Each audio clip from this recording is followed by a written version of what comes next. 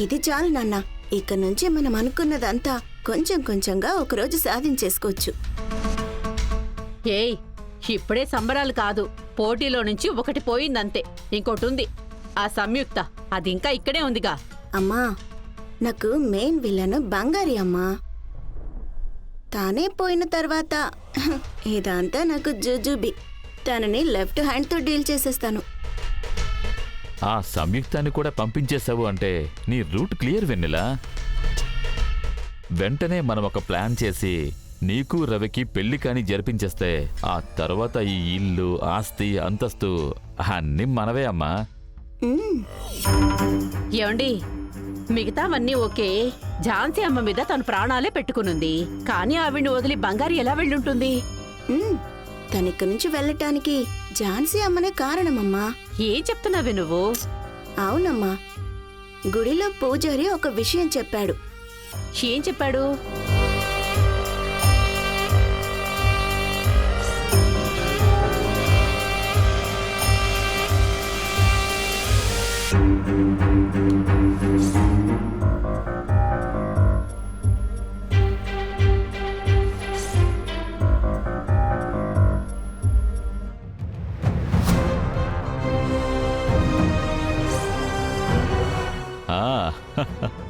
ఝాన్సీ అమ్మకి కష్టం వస్తుందని తను నమ్మేసింది.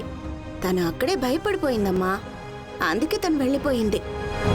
రవి బావ కూడా తనని బాగానే తిట్టుంటాడు. ఖచ్చితంగా తనైతే రాదు.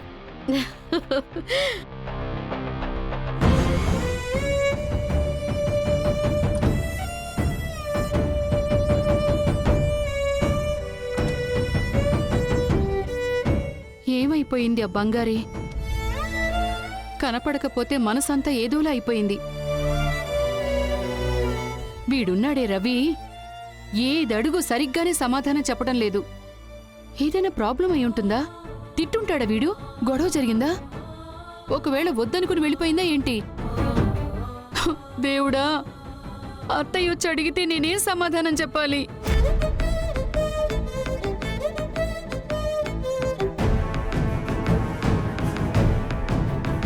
బంగారు ఇంట్లో లేదా?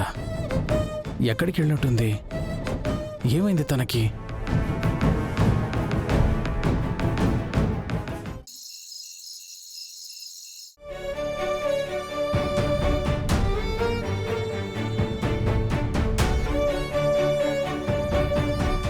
తను ఇంకొకసారి ఫోన్ చేవి. అమ్మా, నేను చేస్తూనే ఉన్నానమ్మా. ఫోన్ స్విచ్ ఆఫ్ అని వస్తోంది. ఎక్కడికి పోయిందో అర్థం కావట్లేదే. నాకు కాళ్ళు చేతులు ఆటం లేదు. చాలా భయంగా ఉంది. తను అక్కేమైనా చిన్నపిల్లనా అమ్మా? పక్కనే ఎక్కడికైనా పోయి ఉంటుందమ్మా. తనొచ్చేస్తుందిలే. ఏ, ఫోన్ ఎందుకు స్విచ్ ఆఫ్ చేసుకుందే? అల్లుడి గారిని అడిగావా? అడగాలమ్మా, కానీ ఊరికి ఫోన్ చేసి అడుగుతూ ఉంటే ఏమైనా బాగుంటుందా చెప్పు? నా వల్ల అసలు కావడం లేదు. తను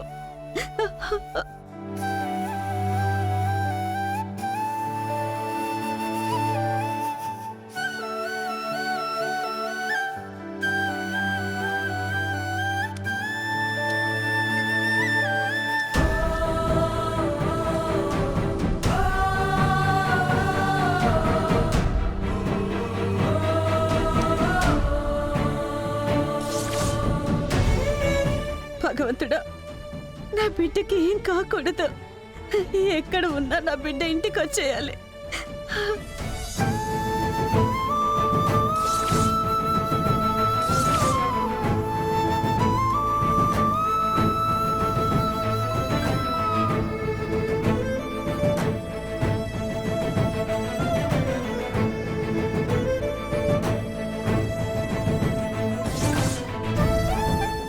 బిడ్డ ఎక్కడ ఉన్నా నా దగ్గరికి తిరిగి వచ్చేలా చూడు.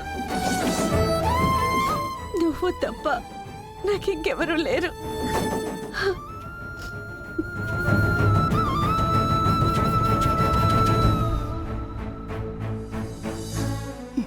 అమ్మా, ఏం చేస్తున్నావమ్మా? అక్క ఎక్కడికి వెళ్ళుంటుంది? వచ్చేస్తుందిలే. ఇలాగే ఒకరోజు కళ్ళు మూసి తెరిచే లోపు మీ నాన్న కనపడలేదు. ఇది ఆయనలాగే వెళ్ళిపోయింది. ఎక్కడికి పోతున్నాను ఏంటని ఒక్క మాట కూడా చెప్పలేదు. బంగారి ఇలా చేసే అమ్మాయి కాదు. నాకు చాలా భయంగా ఉంది. తను జయ, బంగారి ఏమన్నా చిన్నపిల్లనా? తనకంటూ ఒక కుటుంబం ఉంది కదా, తనంతా వదిలేసి ఎక్కడికి వెళ్ళిపోదులే. నువ్వు అనవసరంగా కంగారు పడుతున్నావు. ఇదంతా బంగారికి అసలు నచ్చదు జయ. లేదక్క, నా మనసుకి ఏదో కీడు శంకిస్తుంది.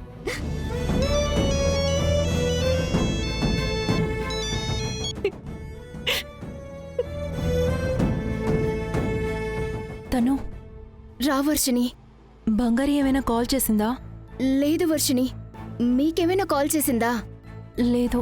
ఇప్పటి వరకు ఏ కాల్ రాలేదు వర్షిని. ఎక్కడికి వెళ్ళిందో తెలియట్లేదు. ఏమంటున్నావమ్మా? మీ ఇంట్లోనే కదా ఉండాలి. మీ అన్నయ్యని అడిగావా? అన్నకు కూడా ఏం తెలియదా అంటే ఒక్కొక్కరు ఒక్కోలా చెప్తున్నారు. నాకు కొంచెం భయంగా ఉంది. ఎవరు ఏమంటున్నారు? అమ్మోరు పోని చెప్పిన విషయం మీకు తెలీదా? ఏం చెప్పారు? తను మనిద్దరం ఫోన్లో మాట్లాడుకున్నాం కదా, నువ్వు అది అమ్మకి చెప్పలేదా? లేదు వర్షిని, అదంతా మోసం. అలాంటివి ఎవరైనా నమ్ముతారా? ఏమైంది? అమ్మోరు చెప్పడం ఏంటి? చెప్పవే. లేదమ్మా, ఊరికి వెళ్ళారు కదా, అక్కడ గుడిలో అమ్మవారు పోని. నువ్వు పోయే దారిలో అదను దొరకగానే కాటేయడానికి సిద్ధంగా ఉన్నాయి. అంతా విషమయమైన అన్ని అడ్డంకులు వస్తున్నా నువ్వు ఈ రోజులా నిలబడి ఉన్నావంటే అందుకు కారణం నువ్వు నీ భార్య మెడలో కట్టిన తాళే అయ్యా.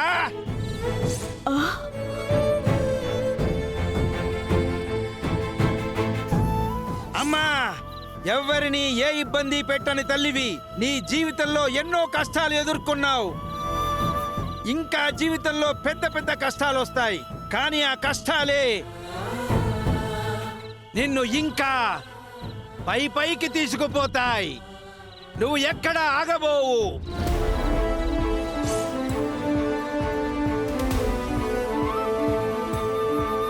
ఇప్పుడు నీకు తోడుగా ఇద్దరి తోడు దొరికింది కదా.